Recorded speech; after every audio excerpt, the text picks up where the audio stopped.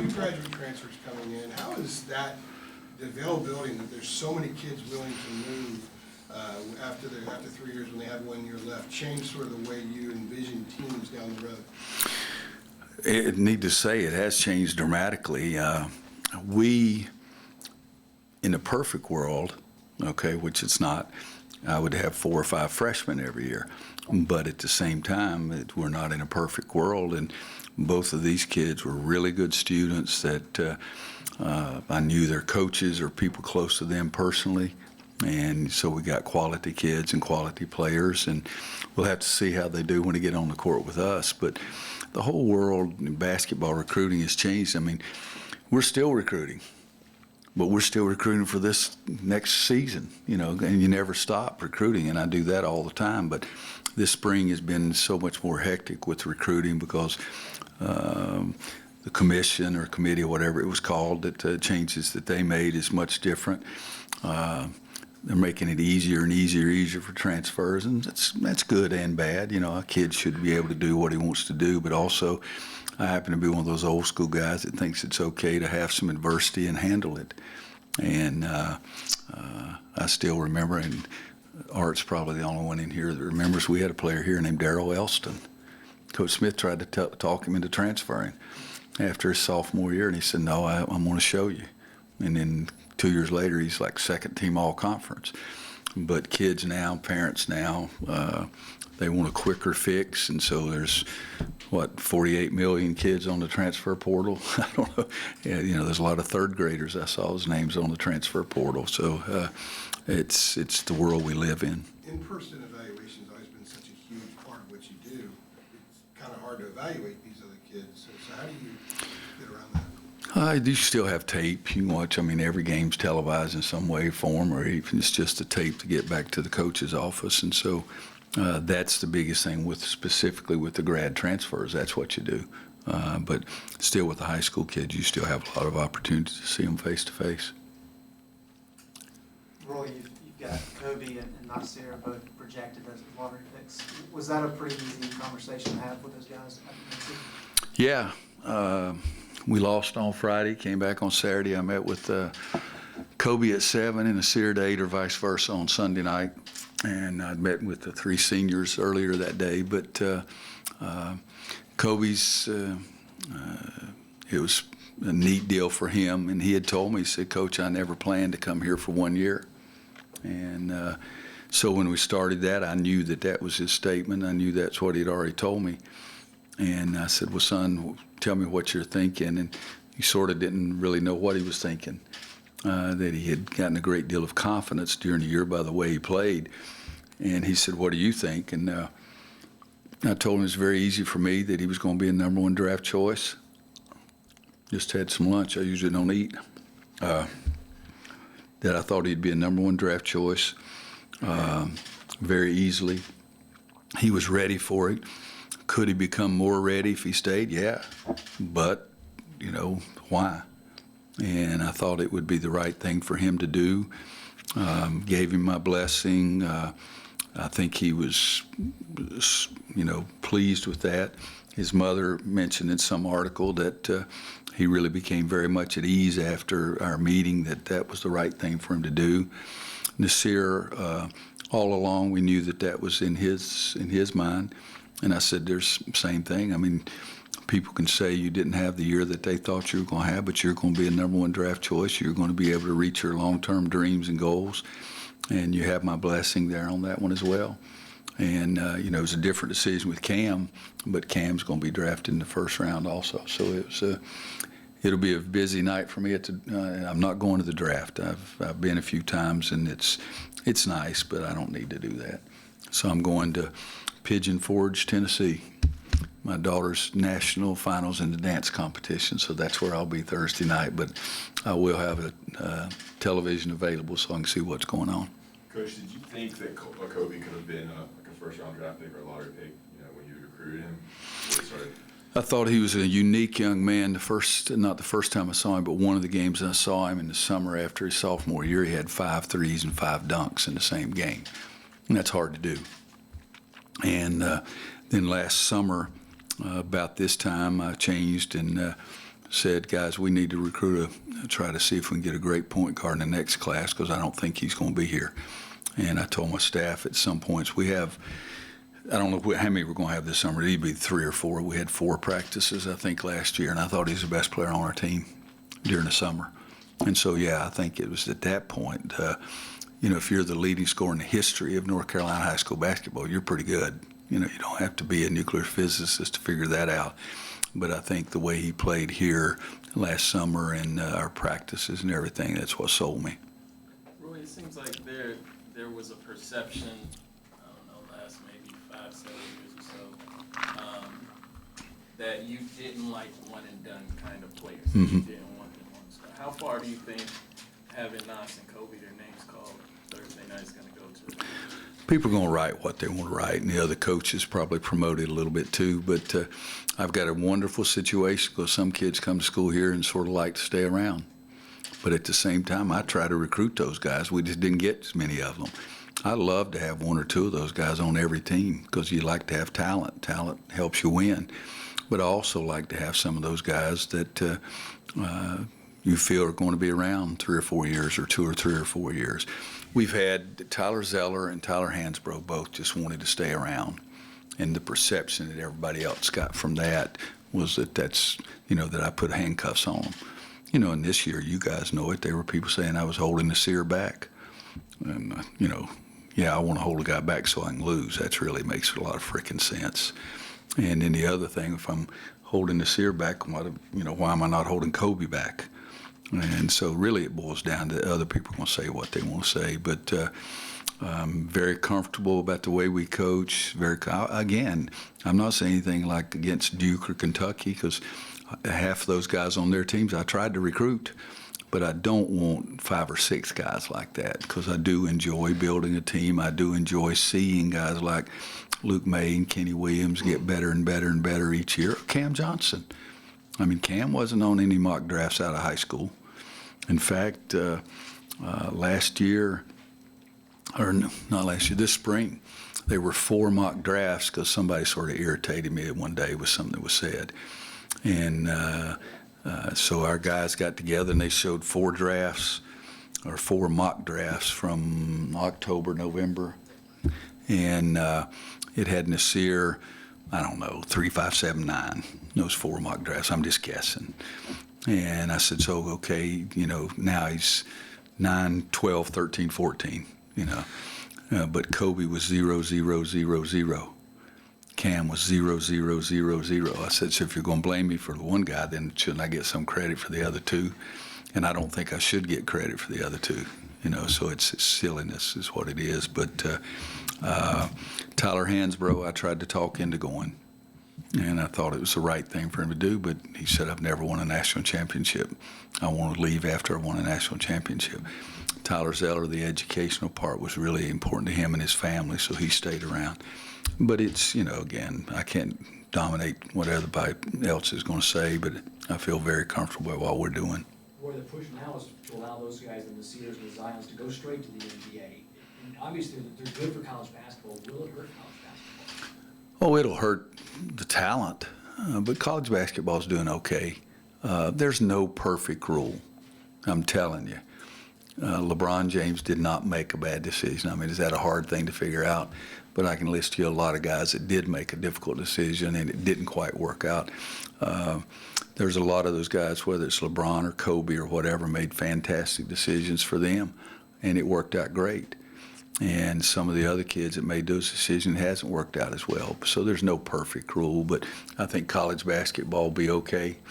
We'll still have people with North Carolina on their jersey. We'll still have people with Duke on their jersey. And when those 2 teams play, there'll be a couple of fans that'll show up to watch it.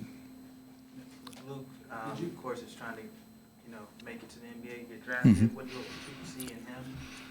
He's had, counting today, he's had 11 different teams he's worked out for, which is a high number. I mean, Kobe's worked out for 4, Nasir 8 or something like that, and Cam 9 or 8 something. But 11's a good number for him because he needs to be seen by more people, and the more people that see Luke and get him in, sitting down and talk to him are going to be impressed. And so long term, it's going to help him out as well. And Kenny's the same thing. Kenny was Kenny's, I think he's doing one today as well. So I think Kenny and Luke are both doing one today. So what you want is to have those kind of guys seen by more people know anything about them. And then so if a guy, for example, Deion Thompson's played 9 years outside the USA and has had a great time visiting, played in 8 different countries, I think it is. And he's had a marvelous time. I mean, can you imagine you're 22 years old and play basketball for 9 years in 8 different countries and make a good money? So the thing with Deion is we wanted more people to see him, and it's the same thing if it doesn't work out for Kenny and Luke to play in the NBA. They're being seen by more people. More people can testify to them. If you own a team in Serbia and call about, Luke May, you know more about him, and that always helps them. And Marcus this year played in Serbia and was. The reason I brought it up, it just reminded me of Marcus. He's player of the league 1 month, and you never can tell. Sometimes those jobs turn around and get you back in the NBA too. Coach, speaking of Deion, did you happen to see his tattoo he got of you on his leg? No. That's tattoos. I hate them. I think it look bad on me, so that's the reason I don't have them. But I tell them while they're here as a student for us, try not to get any more while you're here, and you're on your own afterwards and before. I can't do anything about that. But Deion's a special kid. I mean, but I don't. Have you seen it? Have you seen I'll it? get you a photo. Okay. I don't. When did? Is this something that was? Has he had it in the past?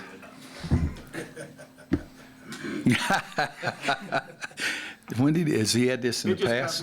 Got it. What's that? A couple days ago. Yeah, this weekend. So he got it. That's a new Timed one. it for the press conference. Oh, did he? So I didn't. I think I would have remembered that sucker if I'd seen that before. So no, I haven't seen that one. Roy, you talked about your coaches need a point guard, next year. How much did you talk to Cole about playing with Kobe should he come back? Very little, because I didn't think he would come back. But that was the premise of, hey, I don't think Kobe's going to be here. And Cole and Kobe played together on the USA under-18 team, or under-19 last year, and got along great. And, if that had happened, that would have been, I'd have been a better coach. But we just talked about the fact that I thought he was not going to be here. So, Coach, having a guy like Kendall Marshall on your staff helping out, being a recent draft guy as well, did he give some advice to Kobe, Nas, Cameron? Did they come to him at all, you think? Do you think he gave some good insight to them? Well, I think Kendall may have, Sean may have, all of them. I mean, they probably talked to all of my staff. But I feel very pleased, satisfied, and comfortable that I have Kendall and Kobe both working for us. And I can tell the guys to talk to them, but I don't have any idea. I mean, I'm the guy that talks to all the general managers. And, they're the ones that make the decision. But it's both those guys ended up getting hurt, but they had Kendall for maybe 3 years and Sean for 7 or 8. But if they did talk to him, I have no problems with it because I trust both those guys immensely, and it's they've, like I say, they've been where those kids want to go.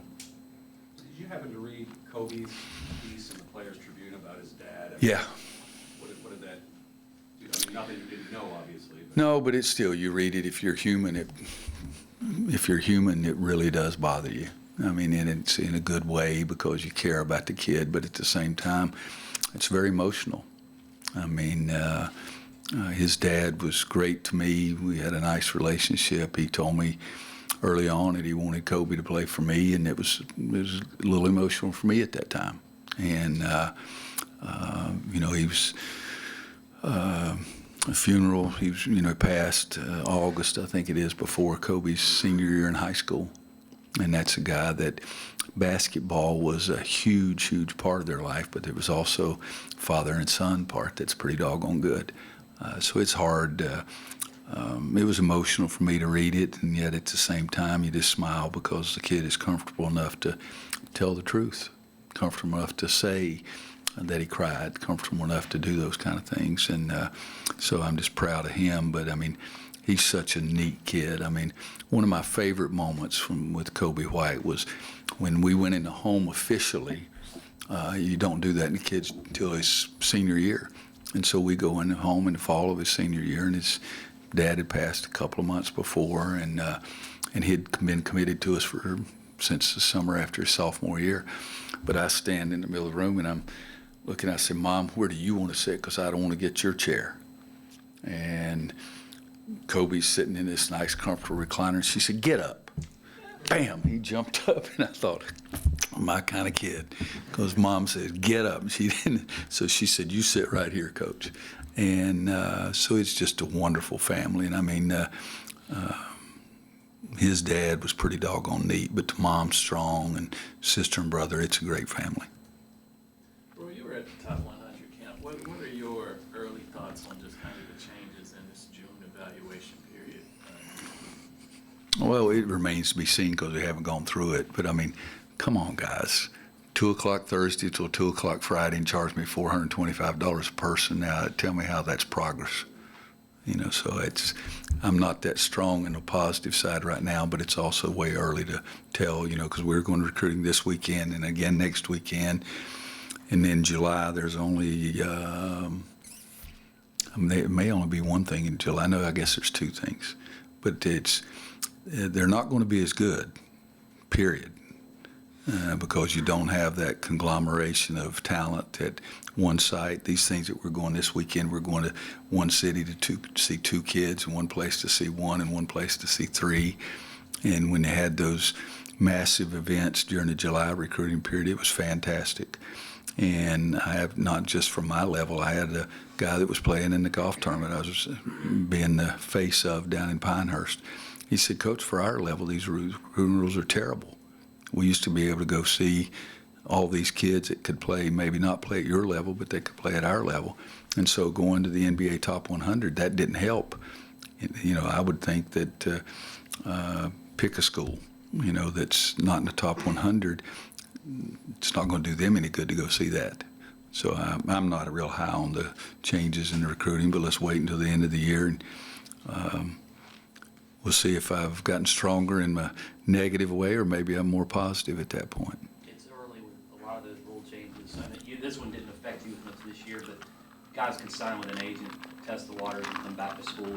You know, they withdrew by a certain date. Did you like that rule or not? No. I mean, you guys tell me. There's 353 Division I schools. And they had, what have it been, 4 assistants that they've put on trial? 4 out of 353, then every school's got 4 assistants, so you got 1,500 guys, you know, so 4 out of 1,500 is pretty good quota that everybody in the business world would accept. And yet, what happened was terrible. And who was involved? You had coaches involved, you had shoe companies involved, and you had agents involved. Now, this is just Roy Williams. I'm not speaking for anybody else. Again, coaches involved, shoe companies involved, agents involved. So the remedy was to do things against the coaches and give agents more access. Now, come on, guys, you figure that out and tell me what the hell's going on. So, no, I'm not in favor of any of that kind of crap. Give agents more access. Hey, but you guys are all intelligent, okay? That'd be like putting us in charge of our nuclear arms. We don't know what the crap we're doing. So, I mean, I can't figure that one out. I think the commission are very gifted people that are intelligent, that want to do the right things. But that one right there, somebody's going to have to go to bed early and get up early both to figure out how they can convince me that agents were involved. Oh, well, let's give them more access. Coach, what kind Is that the end of this press conference? Coach, what kind of conversations have you had with teams about Cam? Guys, think about it. Kobe's going to go in the first third of the draft, Nasir in the middle third, and Cam at the bottom third. All of them are going to be in the first round. Before the draft on Thursday, I will have talked to 26 NBA teams. It's been a little more hectic right now, but Cam can shoot that basketball. And in case you guys don't know, that thing that hang from the ceiling or hang on the wall is called a scoreboard. It's not a draw charge board. It's not a dive on the floor. It's called a scoreboard. And Golden State could have used Cam, because I've never seen a pro game where they play a boxing one, you know, because those other guys that they're playing millions of dollars usually can score. But that's what Cam has. and he can shoot the basketball. He has size, tremendous kid, healthier than he's been in the last 5 or 6 years. So it's going to be an exciting time for him and his family too. Roy, Sterling dealt with knee soreness the bulk of last year. Do you know how he's progressing this offseason? He's still having some problems with it and is not able to do some things that we'd like him to be able to do, but we're hopeful that down the road that things will be a heck of a lot better. Is that the best way to say it? What Yeah. about Jeremiah? Jeremiah hasn't practiced. Nobody's practiced. That's a bad way to say it. Jeremiah's still not been released to play, and but he's here for a second session of summer school. We've got everybody here now. I think today and tomorrow exams. Is that correct? I think so. And I think, and the classes are over with. I think today and tomorrow. It's good. Okay, one guy in the room young enough to know what the crap's going on. So we have everybody here, but Jeremiah's not been released to play. Roy, how much will having a guy like Armando to play in the post to give you more of a post presence that you haven't really had help you this year, and what have you told him to work on this summer to start? Well, he just got here Sunday. So I said, Mondo, how you doing? He said, good, Coach, how are you doing? And I said, all right, I'll see you. That's all our conversation has been so far. But I think Armando's a tremendous prospect, and I think can really help us being able to score and defend around the basket, which we haven't had. But we haven't had any discussions or anything yet. Was there anything in particular, kind of like, homework, if you will, coming in that you wanted him to work on? Not really. I tell the high school coaches I'm not coaching them when they're playing for them. So I'm not going to give them advice, because when they come play for me, I don't want their butts giving my players advice. And so I wait until they get here and then try to talk to them at that point. But I really haven't, but they're not dumb. I mean, he knows he needs to be able to run, and he did a fantastic job over the last year changing his body. He's an impressive looking kid. And I think he got, I think there was a lot of improvement in his body, and that translated to a lot of improvement in his game, and we're excited about having him. But as far as specifics, I couldn't tell you if he can shoot a left-handed jump hook or not, because we haven't practiced. Did you have some downtime, and if so, what would you do to kind of recharge your battery? And not really, again, because the calendar's sort of crazy right now. I mean, everybody's still recruiting and what's going on, but not really any downtime. I mean, this past weekend with Coaches versus Cancer Golf Tournament in Pinehurst, I've been the honorary chairperson of several events, but I told them this one I would really try to work. And I was ecstatic. We raised $1.5 million. But it was a lot of time. And, so with the recruiting and different visits and things going on, there hadn't been much time to catch my breath yet. But I'll do it some point over the summer. Did your positive experience bringing Cam in shade the way you feel about, these grad transfers now, or is that just a modern necessity of the game? A little bit of both. I think it is a necessity of the game, but I had just such a great experience with Cam. Why would you not want to try that kind of thing again? And we had some other transfers that we were interested in, and maybe backed off a little bit, or maybe backed off because they said they didn't like us. But I think it's part of the game, and I still go back. I like being able to coach kids for quite a while. Do you see Leakey's role being on this team as a versatile guy who can play a bunch of positions for you? That's what it would be probably right there. We need him to get healthy. That ankle bothered him a heck of a lot longer than everybody thought it would. But Leakey can be the 1, the 2, or the 3. I really think deep down his future might be more as a 1 than anything. But just getting healthy, and if he does that, he's going to help us in a lot of ways. And I think before it's over with, Leakey's going to be an NBA player. I think that's how good he is.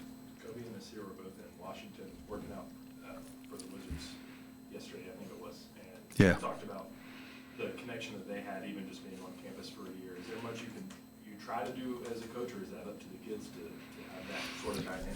Well, they need to have good team chemistry if you want to be successful. And even that yesterday, one of them worked out in the morning, one of them worked out in the afternoon. It's just the same day, but they didn't work out together.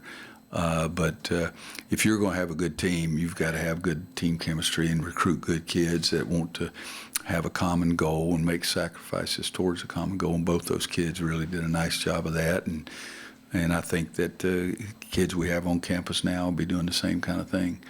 But it'll be a very satisfying draft for me because it's 3 different paths. I mean, Cam, 5 years ago, I don't think anybody other than Pittsburgh in the Power 5 conference even offered Cam a scholarship out of high school.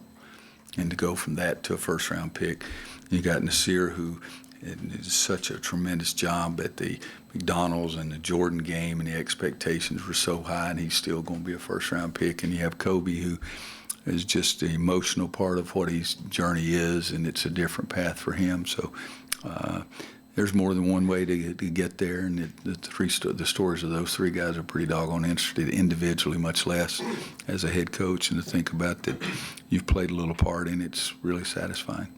The non-conference schedule was released last week, a little earlier than usual, if I recall correctly. So there aren't as many games to be scheduled now that you have a 20-game league schedule. I know what your opinion is on that. So was there a little bit of a different challenge, not having as many non-conference games this year, and kind of how you went about that? I'm at a loss for words. Do we have a non-conference schedule that's been released? You were golfing. Okay, I was down in Pinehurst raising $1.5 million, so it was good. We had to have something to Clint to do. That's right. Well, we got to have a lot more than that. No, it's getting more difficult scheduling the non-conference games. There's no question, and I think eventually, whether it's next year, the following year, I think we'll move towards playing in a major event and not playing more than one, or even maybe not playing any, where it's a home and home deal where you play at we got Gonzaga this year we had them here, and next year we got them at their place, and I think those kind of series are going to slip and slide and be out of basketball. What do you think that hurts the game? Is it bad for the game as well? I think it is, but the TV people, I asked them, I said, if you'd rather have North Carolina and the last place team in the ACC or North Carolina and Kentucky? They said, well, North Carolina and Kentucky. I said, well, you're not going to get that. If we go to 20, let's just go ahead and play 33 conference games and say the hell with it and go on. But I happen to think it's better for college basketball to have North Carolina at Gonzaga. But you're stupid if you do that, and I try not to be stupid. And it's some of you've heard it, and this will be the last long answer I'll give you. In 92, 93, we played Georgia the first game. Hugh Durham was a coach and a great defensive coach. And we got a JUCO and a high school player, and they backed off of him 10 feet in the first half. Second half, they backed off of him 20 feet. They couldn't make a shot. The next game, we play Indiana in Indianapolis, and Bobby Knight's not bad. He backed off of him 20 feet in the first half and 30 feet in the second half. I couldn't get either one of those kids to shoot a jump shot until February because they lost complete confidence. So it's just like if you're going out to play golf, you want to hit some good shots to give you a little confidence to try the tougher course. And that's what I think scheduling is challenge your team somewhat, but it also give them some chances to be successful, to get some confidence, to move on to a higher level. And I think playing 20 conference games, 22 conference games, 30 conference games takes away those opportunities to build a team the way I like to build them.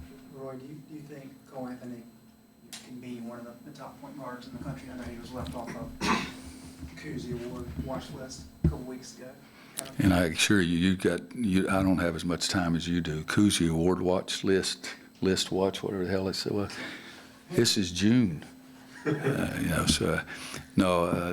That young man doesn't need me to stand up for him. Whoever who made out that list, his name will be on the list. Roy, how much? You guys could have made out that list if Cole's name's not on there. How well do you know Woodland and have you played with him? Gary Woodland's a unique story. I was really nervous trying to watch it to finish. I didn't know all of this until after the fact. The story about that. They even said they had some clips on SportsCenter the other night. I'd like to see that. But he's a Kansas kid, goes to Washburn because he wanted to play basketball at KU, and he evidently, Roy Williams, didn't think he was good enough. But he plays at Washburn, chose Washburn because they were coming into Allen Fieldhouse and play KU in an exhibition game, or it may have been a regular game. And so he played, and I saw one of his quotes said, Garden Kirk-Heinrich made him realize that that's not the game for him. And so then after that year, he left Washburn and transferred to KU to play golf. And I have my golf pro from Kansas, Randy Towner, that came back and played with me at Pinehurst. He knows him. Scott Buxton, a buddy of mine out there, knows him. Ross Randall was the golf coach at KU when he was there, and I was great friends with Ross. But I think that we left in April to come to North Carolina. And I say think. That was his first year of playing golf for KU, and I didn't really get to know Gary. Since then, I've gotten to know Gary a little bit. In 2010, I think it was, at Pebble Beach. I was somewhere at a golf tournament somewhere, and I was walking around and met his mom and dad. I went to see him. I went to see the golf tournament, the Open down in Pinehurst, and followed his group for a little while. And I haven't heard anything but great things about him, and all of C.B. McGrath knows him. And told a story about he tried to fill me in exactly on what year it was, and I think that his first year at Kansas was my last year, and so by the time they were playing golf, we'd already gone. Anybody else? With you going to Pigeon Forge, I just need to know, have you ever crossed paths with Dolly Parton? No, and supposedly Dollywood is close, but I know that I'm leaving there. I see 6 of Kimmy's dance routines on Thursday night, 4 on Friday morning, and I go recruiting, go to Minnesota, go to funeral service on Saturday, and then go to Washington, D.C. Saturday, and then go to Philly on Sunday and come back for camp. It's recruiting. Thanks, guys. Thank you, everybody. Thanks, Coach.